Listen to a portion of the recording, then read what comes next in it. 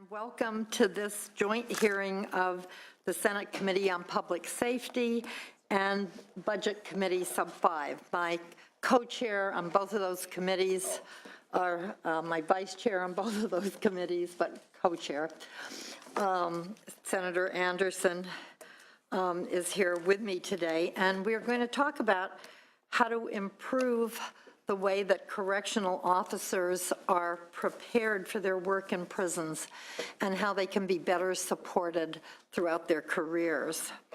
The mission of CDCR, of course, is to promote public safety and inmate rehabilitation. That's why Governor Schwarzenegger added the R, 5 or 6 years ago now, quite a while ago.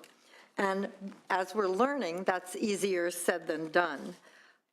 In truth, it's essential for this mission to be accomplished by having a safe and constructive prison environment.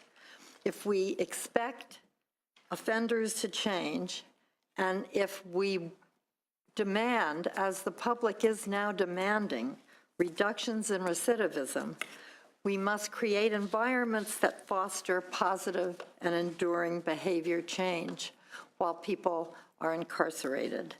This really cannot be done without skilled, committed, and well-supported staff. We all understand that prisons are very, and can be, and generally are, very stressful working situations. There's something I came in contact with while doing research for this hearing called correctional fatigue. I think it's very similar to the burnout many teachers face or others in occupations where there's great need and sometimes stressful situations.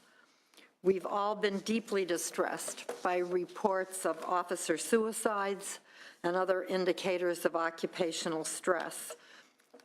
I've had correctional officers tell me about their issues with alcohol abuse, family strife, physical illness, and professional misconduct, which is not always, it's an occupational hazard, but also we have not fully moved past the code of silence that puts great stress on correctional officers who may not practice inmate abuse, but who observe it and are placed in pivotal and excruciatingly stressful situations. So as we and our country enter into a new era in corrections, we all realize now there is a national bipartisan movement to move away from mass incarceration and understand that the way to do that is through rehabilitation. We really need to look at that key issue of the well-being and effectiveness of correctional staff. I've had the experience of being able to look at what some exceptionally effective prisons look like. For example, on the Senate fact-finding trip that we took to Halden Prison in Norway last year. And I've said to some of you, I truly would love it if we could take a delegation of across-the-board staff from our correctional system there, because Norway not only has very safe prisons for staff and for inmates, but it has a 20% recidivism rate, and we would save hundreds of millions of dollars every year if we could duplicate that in California. But it does really bring home the importance of staff preparation and training in creating positive environments for change. I'm looking forward to hearing from our witnesses today as we talk about these issues. Before we start, I'd like to invite the other members who are here to make any opening comments. I'll start with my Vice Chair, Senator Anderson. Thank you, Madam Chair. I just want to say that if we expect correctional officers to meet these criteria, we have to make sure that we also give them all the support that they need to be productive and to get it done. So I'm very eager to hear what we learned today so that we can offer that support that's so necessary to moving the state forward. Thank you. Thank you. Senator Leno, who's also our Budget Committee Chair and our on the Policy Committee member. Thank you, Madam Chair. I don't know that I can add much to your articulate framing of the reason we're here today, but I do want to compliment you on really focusing on what it will take for us to turn a corner and to address this shift in attention to rehabilitation and education, in addressing our higher recidivism rate. And we cannot even begin to imagine success if we don't look at the nuts and bolts of our operation. And that, of course, includes our correctional officers. And so for your focus on that, I think we're already a step ahead in what I hope to be some significant future success. So thank you very much. Thank you. Senator Monning? Yes, thank you. Just briefly, I just want to thank the chair and staff members for giving us this opportunity. And has been mentioned, we've done a lot in recent years focused at trying to reduce prison overcrowding, focus more on treatment programs in the communities, and yet at the core of the health of our criminal justice and correctional system is really the health of the people that are operating that, and the staffing, and making sure the support and the training is there to achieve our shared objectives. So thank you for your leadership on this, Madam Chair, and I too look forward to hearing the testimony today. Thanks. Thank you. Senator Liu? Well, you can say that on mic. On the mic. As part of this group that did go to Norway this last fall, it was fall and or summer, I can't remember. Yeah. Anyway, there are other ways of addressing some of, I think, the issues that are confronting our prison system, and I do look forward to hearing from the new acting secretary and understanding what's going on and how we can move forward to better address the needs of our system. So thank you, Madam Chair, and thank you for your leadership. Thank you. So we're ready to begin. And actually, we're going to hear first from our Acting Secretary of the Department of Corrections and Rehabilitation, just talking a little bit about what we're doing now and how we can promote change through correctional officer recruitment, training, and support. Welcome to the committee, Secretary Kernan.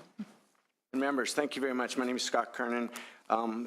Freshly appointed as the Secretary of the Department of Corrections in January, but having spent a lifetime working the prisons before I recently came back. I want to talk to you a little bit about what I think is working. There's a lot of discussion about culture change, and there's no doubt that we need to address the very important needs of our staff in a very difficult environment. But I wanted to chat with you a little bit about how I think it is already changing, and how I think the members of this committee should be proud of the efforts. We have, throughout our prison systems, programs working in our prisons with correctional staff and other staff involved in supporting those programs. Mr. Barton, the OIG, and myself just attended a CROD meeting where we had a couple presentations from a couple very interesting through the innovative grant programs, Senator. And their comments were strikingly what I hear throughout the system when I talk to the 10,000 volunteers that come into our system, is that the staff is changing, that programs are being provided, that inmates are getting to the services.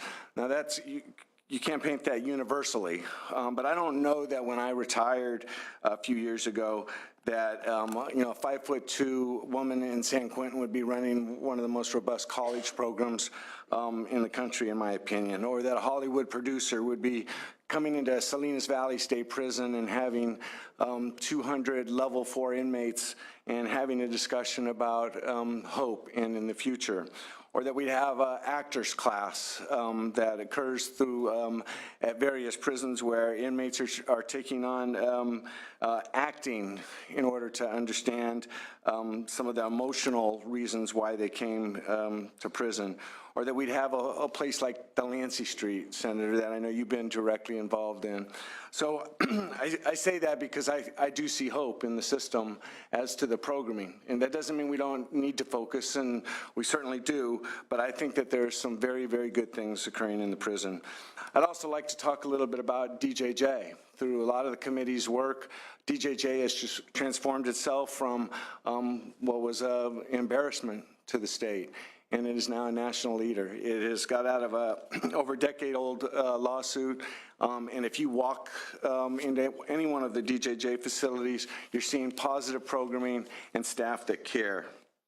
I mentioned that we have some 10,000 volunteers coming into the system on a regular basis. We have college programs coming. One of the programs that was talked at with Mr. Barton at CROB was the literacy program, where they have a camp program at the prison, and they did it at a couple different places so far and would like to do more, where the CCPOA chief job steward sat in a class and worked with children of inmates as they reunited after being years of separated apart. That's the CCPOA chapter president. So I just don't want to give this committee the feeling that a lot of the good work over the years has been lost. I think a lot of very positive things are happening. But having said that, and without the being accused of being a fearmonger, you're 100% right, Senator, that there is a lot of critical toxic stuff that goes on in our prisons. In 2014, we had 4,084 violent incidents. In 2015, we had 3,179 violent incidents. In 2015, we had 1,089 batteries on staff. And so what I would tell you, after working 30 years in the department, when you assume your post, the chances of being involved in a violent incident are very great in our system. And as a result of that, I think that staff, just through their emotional survival, tend to depend on each other much more greatly. And I think it then leads to such things as that you've mentioned, Senator: alcoholism, drug abuse. We have had 50 suicides of correctional employees since 2008. We have a higher PTSD than returning vets by some. The information you gave me, Senator, on Desert Waters was illuminating to me, and understanding the pressure that those staff are under every day, and those are truly our greatest assets, and that we must do some work to try to help them.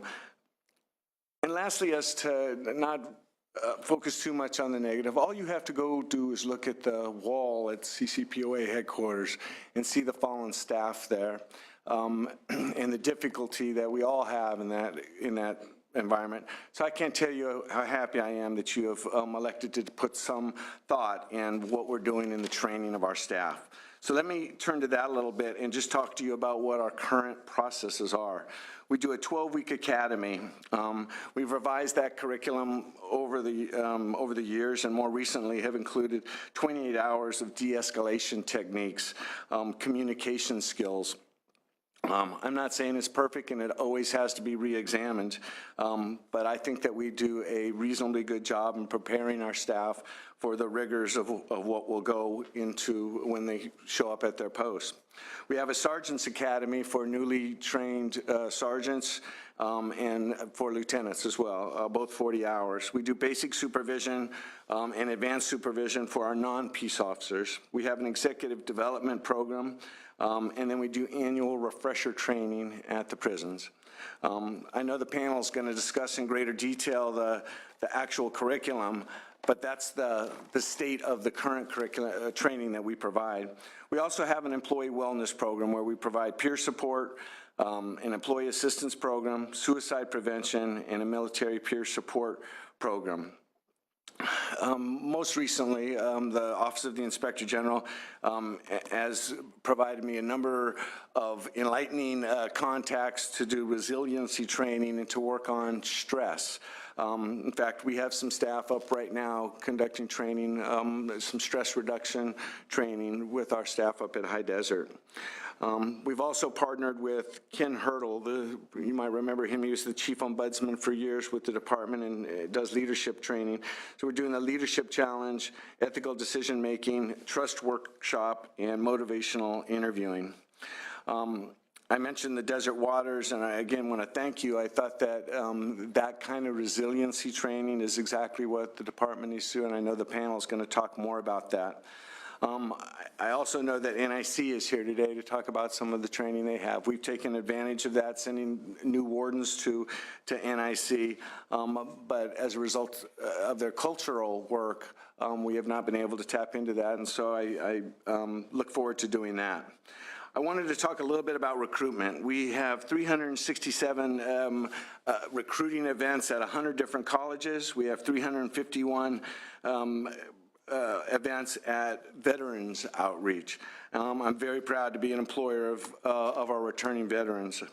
Our succession planning is out of balance. Our compensation and the motivation for staff to seek higher positions within the department has been very difficult, and I'll just give you this statistic that 7,200 of our supervisors and managers will be retiring in the next 5 years. I think I'd be remiss if I, speaking of the positive things, if I didn't also note that we have some difficult challenges, and some of those difficult challenges are at our most challenging prisons. High Desert, just to mention specifically. I was just up at High Desert talking to those staff, and what I left with is that those staff don't feel supported.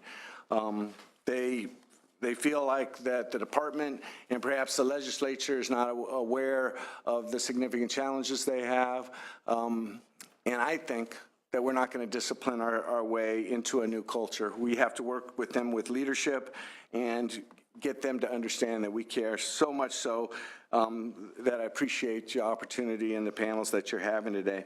I promised at the last hearing center to be open, work with our partners, CCPOA, the OIG, NIC, and open to other ideas to advance training and address this very difficult problem with our staff. So thank you for shining a light on this, and I look forward to the panel discussions. Thank you. Thank you, Secretary Kernan. I'm wondering, I appreciate the fact that the volunteer programs are getting attention. And what's interesting to me is that it can also be that they're so effective, as they apparently are, because of the fact that the volunteers come in filled with a sense of mission generally and hope. And one of the things that's of interest to me is how we instill that in our correctional officers as well, and how we make the conditions in our prisons so that that can thrive. And partially it may be just having a real mix of people coming and going all the time.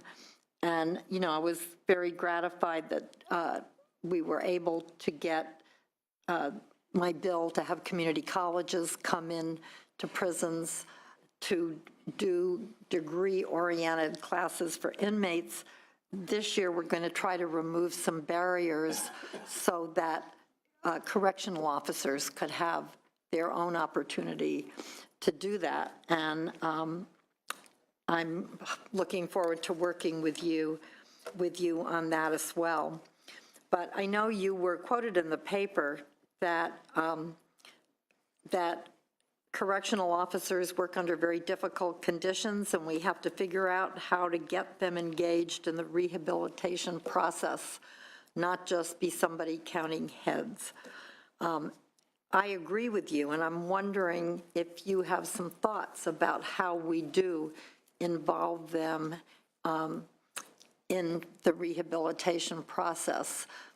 I know in Norway they say they expect correctional officers to model rehabilitated behavior and encourage that behavior in the inmates. But what kinds of plans are you making to get that kind of involvement for our correctional officers? Well, I think that starts on a multifaceted approach. I mean, the training that we talked about is necessary to be open to the way that other correctional agencies are doing it, to focus more on the prison environment, getting the wardens engaged with the staff. As I said to you, I think that they're already doing that to a degree. We just have to continue to remove those barriers. Some of the things that are the most difficult for staff, Senator, when I was a correctional officer and working the line, I'd be out on a yard with 500 inmates and 2 staff, me and my partner. We have to understand that the environment is going to be difficult. That doesn't mean you can't be professional, kind, just direct reasonableness, fair, firm, and consistent.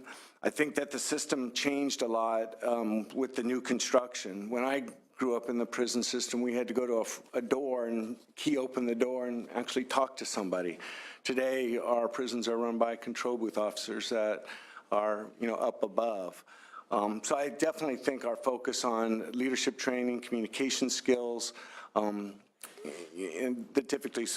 I think maybe even more importantly that, getting our supervisors to understand their expectations, do more for them. We are backlogged in our supervisory training, so we're promoting so fast with the attrition that supervisors are placed in the supervision role without any real skills to do that. So I think it's a multi-pronged approach, and I don't know that I got all the answers. I think we're open to innovation. One of our loudest critics occasionally is the OIG, and he's been one of the loudest supporters and proponents of trying to identify different programs that will help. So I think that's how I would answer that, Senator, is that we don't have all the answers, but we are continuing to be open and look for innovative ways to do that. Yeah, thank you. And I do really appreciate the real direction and focus that you've brought to this, Secretary Kernan. Just as an aside, I actually heard the other day that the state of North Dakota, which isn't exactly California, but nevertheless, is redoing its basic academy based on what they saw in Halden Prison. And since the Halden training manual is in Norwegian and it's thick, maybe we can look to them as we're looking at some of these other examples, because theirs will be in English. One of the things the governor has really encouraged me to do is to be involved in national best practices. And so I've been going to a number of those associations and happened to run into the director of North Dakota who told me of her tour of Norway and what she thought of it. So I haven't seen the Norwegian handbook, but I think that there's some ideas that we can take from both the nation and internationally on how to address our difficult problem. Right. Madam Chair, can I just, Yeah. is there any prison nationwide that can set a better example as to how they conduct themselves in terms of rehabilitation and reintegration into society? Did I understand you say, are there other states? In our states, right. Well, I'm sure many of the other states would say that they do rehabilitation and do it well. I guess that's what I was mentioning about the governor asking us to take a more direct role, send wardens and executives to other states to look for best practices. I think, interestingly enough, Senator, many states have called us to ask what we're doing. When you have programs like, Tim Robbins and an Actors Guild going into prisons, or, Hollywood producers doing programming, that's pretty creative and innovative. The innovative grants that was authorized, I think, are being put to great use. One of the programs was how to be a CEO, and they have graduations, and I actually met a lifer, me and Mr. Barton did, who had recently been released and was now working and dressed in a sharp suit and doing well. So I guess I would answer your question is we're very open to looking anywhere, but I think people are looking at us as well.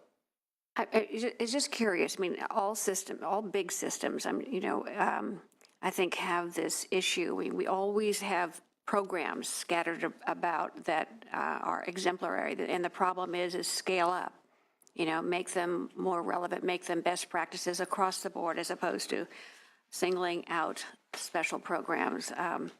And I know that's a lot of work. It's a lot of change. When we were in the Norwegian Council was here last week, and we asked for an English translation of the manual they had, and hopefully they can get that to us. But it's interesting when they talk about recruitment, they don't have a problem with recruitment because to be a correctional officer is a prestigious position. It's like teaching is a prestigious position. It's hard to get into, and the training is over 3 years. So it's a much more intensive academic and a socially relevant, being assigned interns and all this kind of stuff. But it's a totally different kind of perspective as to I guess the building of a society or a community, that kind of thing. And I agree, it's a whole change of many more values that we just seem to be resistant to. So it's going to be a challenge. The largesse of our system has always created a challenge. We have 29,000 sworn staff.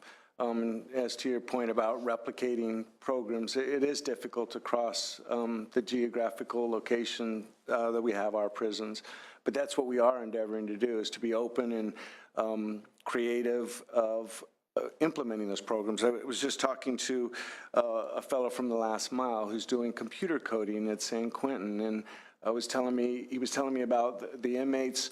Most of these work is being sent overseas, and this fellow believes that we can do that within our prisons and that they could get a very viable job when they return.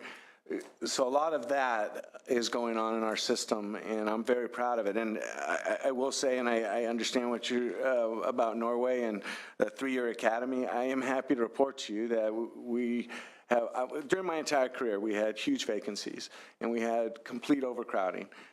Getting ordered over and working 16 hours several times a week was just a part of life. Today, we have a 5% vacancy rate in our correctional officers, and our prisons are significantly reduced population. I think now's the time for us to do some of the things that you're alluding to. Thank you. Senator Leno. Thank you, Madam Chair, and thank you, Secretary Kernan. So much of what you've said is very, very encouraging. I just have a couple of questions for you. I was going to ask, you had mentioned the 7,200 retiring within 5 years. That's out of the universe of 29,000? Yes, supervisories. So I think it was sergeants and lieutenants. And would you happen to know how that compares with the past 5 years? Is this a significant number up? Well, I don't know exactly. I think how I'd answer that question, and I would answer it from a personal perspective. About 3 years ago, I became 50 years old, and I had about 30 years in the department, and I can retire. Right. And so that baby boom, everybody that I came with in the early 80s, I think are there. We have done a terrible job succession planning. Our fiscally, we're out of balance.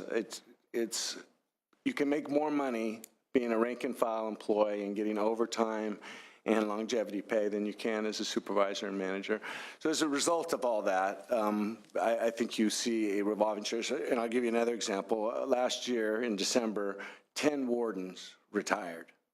And of the 10 chief deputy wardens that we placed into those warden jobs, 9 of them had a year as a chief deputy warden.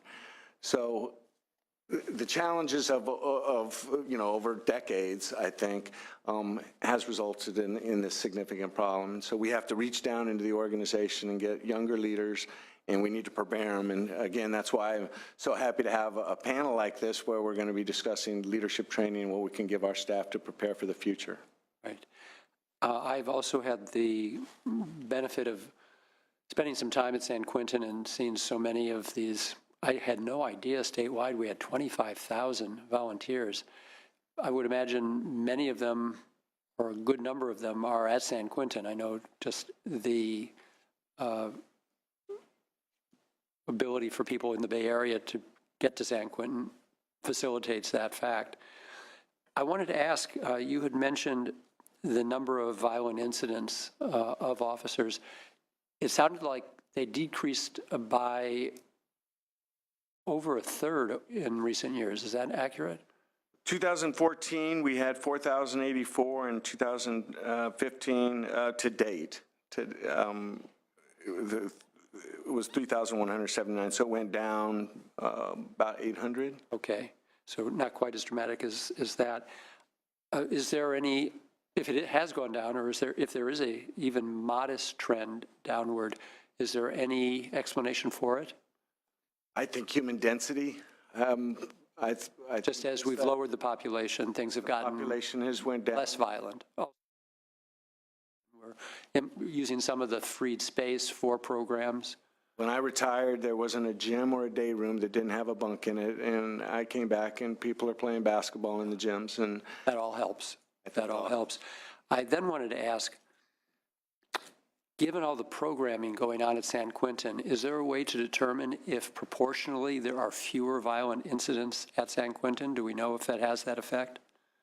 we have the violence by prison, I would say anecdotally, and we could get you that information, Senator, that San Quentin, it's a level 2 institution. It does, of course, have death row, but I think you would see a lower level of violence at that prison than you would at some others. So we do see a synergy that when we have more and beneficial programming for the inmates, they're certainly benefiting from it. Their benefit probably impacts positively for the guards in those institutions, and then it can revert back to a beneficial effect on the inmates. So there is a virtual spiral upwards. We also can see in other areas where it can be a vicious cycle downwards, where it's negativity playing off of each other. So I think the chair is very much onto something again, where to the degree that we can assist you and help in this changing culture of you, as you've referred to it, that we can further expand the benefit of so many of these programs, that we can see this kind of positive synergy in other parts of the state and in other institutions around the state.